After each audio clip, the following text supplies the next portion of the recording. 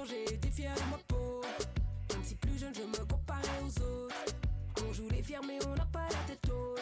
Bonjour à toutes et à tous, j'espère que vous allez bien, que vous avez passé une belle journée. Merci de votre présence, merci de vous joindre à nous pour cet événement tout spécial, préparé, orchestré, imaginé par le Conseil interprofessionnel du Québec, le CIQ, pour bien sûr faire la remise du prestigieux prix du CIQ et également, on va saisir l'occasion de rendre hommage aux professionnels des différents ordres. D'entrée de jeu, permettez-moi de saluer la présidente du Conseil interprofessionnel du Québec, Mme Ghislaine Desrosiers, et son directeur général, M. Marc Baudouin. Je veux prendre le temps également de saluer les partenaires qui s'associent à cet événement, la personnel, et je vais saluer M. Sylvain Fauchon et Desjardins. Et là, je vous parle en direct des studios de Creative Nation. Je vous parle de Laval, pour tout vous dire les petits secrets. Et c'est toute leur équipe qui nous a accueillis ici. Et on est en direct d'une plateforme de web diffusion qui a été développée par leur équipe, Creative Live. Oui, j'allais dire mon accent anglais en fin de journée comme ça. Et ça me fait très, très plaisir de me joindre à vous à nouveau cette année pour cette prestigieuse cérémonie. Je suis Karina Lehoux, animatrice professionnelle et présidente de Éclosion Animation Professionnelle.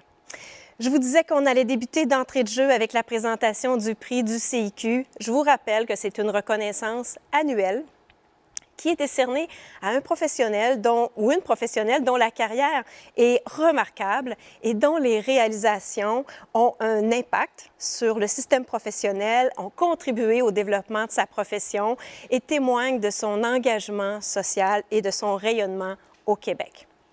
Pour la petite histoire, peut-être la connaissez-vous, tout ça a commencé en 1990 et le premier prix du CIQ a été remis à M. Jules Dechaine, qui a été le fondateur du CIQ et donc le premier président de l'organisation également. Donc, si vous avez fait le décompte correctement aujourd'hui, on va vous présenter la 30e personne qui rejoint ce groupe select des récipiendaires du prix du CIQ.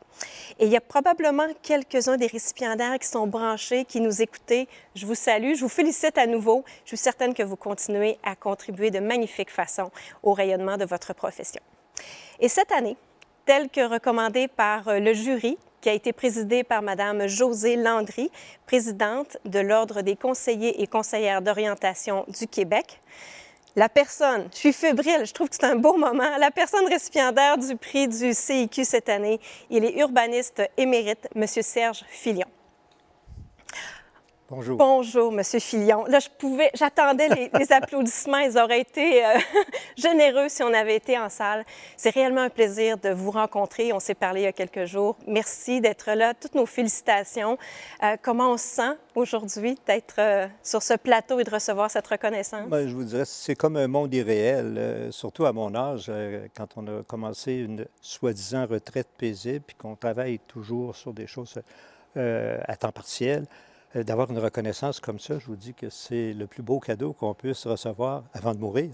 Donc, en tout cas, vous êtes bien vivant. C'est apprécié. Vous la méritez. Surtout pour les jeunes. Hein? Je pense que les jeunes qui s'engagent, c'est vraiment beaucoup de passion puis beaucoup de travail. Donc, M. Filion, on a placé à côté de vous le certificat officiel qui vous désigne comme lauréat du prix du CIQ, la médaille officielle, une toute nouvelle médaille cette année. Elle est pour vous, oui. Yeah. Puis on a un autre cadeau aussi pour vous. Il y a quelques personnes qui avaient un beau message pour vous. Alors, je vous invite à regarder l'écran qui est juste devant vous. Et cette vidéo, elle est pour vous.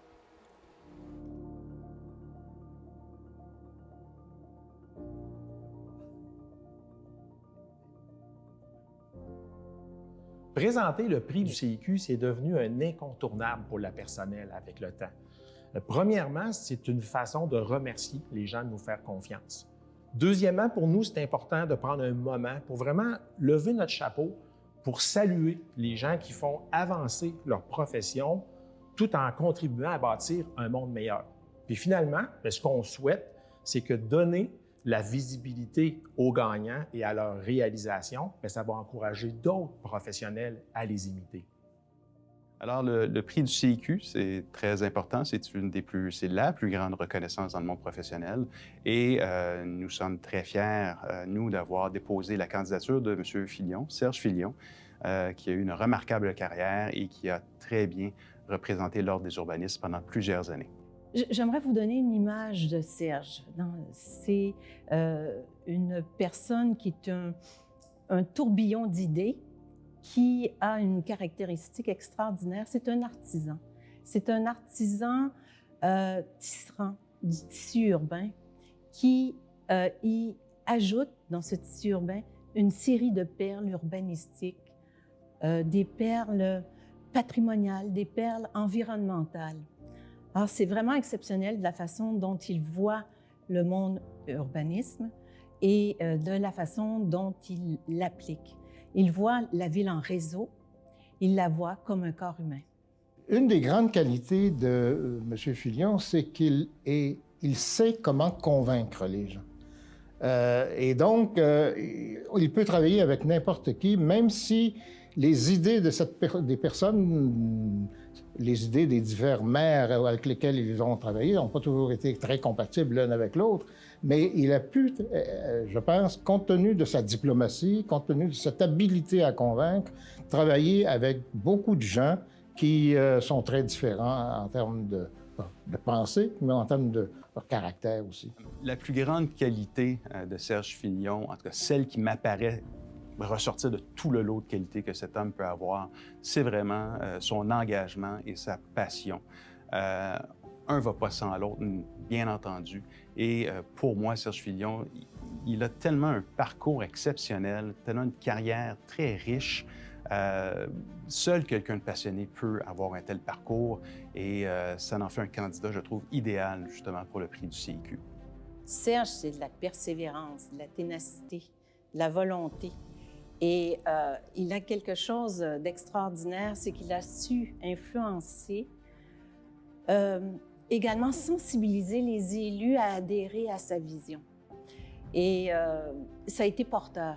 Entre autres, la promenade Samuel de Champlain, ça a été le meilleur exercice qu'il a pu réaliser dans sa carrière, dans le sens qu'il a été capable de capitaliser son idée, sa vision, de façon à ce que les politiciens y adhèrent et la population.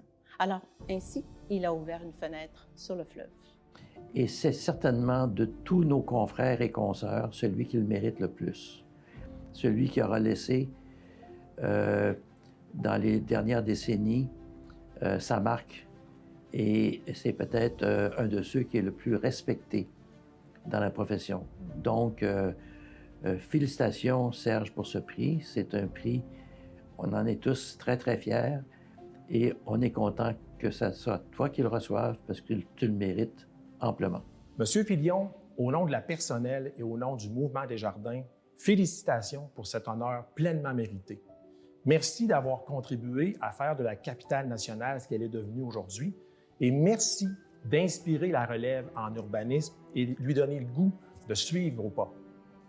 Alors Serge, je te félicite énormément parce que ce prix, tu l'as mérité et c'est un prix assez prestigieux et ça démontre ton apport positif, exceptionnel dans l'aménagement de la Ville de Québec en particulier, mais dans le concept de l'aménagement et de l'urbanisme en général.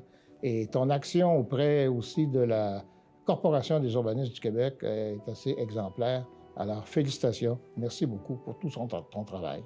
Serge, je te félicite et je suis vraiment fière de toi. Tu es un urbaniste inspirant, une référence incontournable pour tes pairs et je t'en remercie. Vous savez, la Ville de Québec a été choyée de pouvoir compter pendant près de 30 ans sur un urbaniste de grand talent, M. Serge Filion. Par sa vision moderne, il a contribué à changer le visage de notre ville et à la faire évoluer positivement. M. Filion a laissé un héritage considérable en participant notamment à la revitalisation du quartier Saint-Roch et plus récemment au réseau structurant de transport en commun. Plusieurs maires, dont moi-même, ont eu la chance d'obtenir les précieux conseils de cet amoureux de sa ville. Aujourd'hui, je veux lui dire merci pour tout le travail accompli et félicitations pour cet honneur pleinement mérité. Vraiment, là. Vraiment. Ah! Très émouvant, madame. Là. C'est au-delà de toute espérance, mais j'en reviens pas. J'en reviens pas. Je me trouve surévalué, là, mais j'espère ne pas vous décevoir pendant les 15 Vous prochaines avez eu secondes. un grand sourire du début à la fin avec des C'est des surprises. gens que j'aime. Hein. C'est des gens que vous aimez Oui, oui. et qui vous aiment visiblement et qui ont beaucoup de respect pour la personne que vous êtes, j'ai le goût de dire. C'est ce qu'on sent au travers oui, les réalisations, mais pour la personne que vous êtes. On a entendu quelqu'un dire, M. Gariepi, dire « Seul quelqu'un de passionné peut avoir un tel parcours ». Diriez-vous qu'il a raison? Bien, absolument, mais ce que j'ai toujours pensé, c'est qu'en urbanisme, mettre un projet au monde, c'est comme avoir un enfant. Et c'est une responsabilité parce qu'on peut se décourager. Les difficultés viennent tout de suite après la naissance, je vous assure. Et puis nos enfants prennent 30 ans à prendre maturité. Donc, des horizons de 30 ans, on n'en a pas beaucoup. Alors, il faut réussir la première génération de projets qu'on a lancés. Il ne faut jamais les abandonner. C'est ce qui m'a forcé, entre guillemets, à rester aussi fidèle à la Ville de Québec, à la capitale. Oui. Changer une ville, ça ne se fait pas en un jour. Donc, beaucoup de persévérance, de courage, de la ténacité au fil de toutes ces années-là.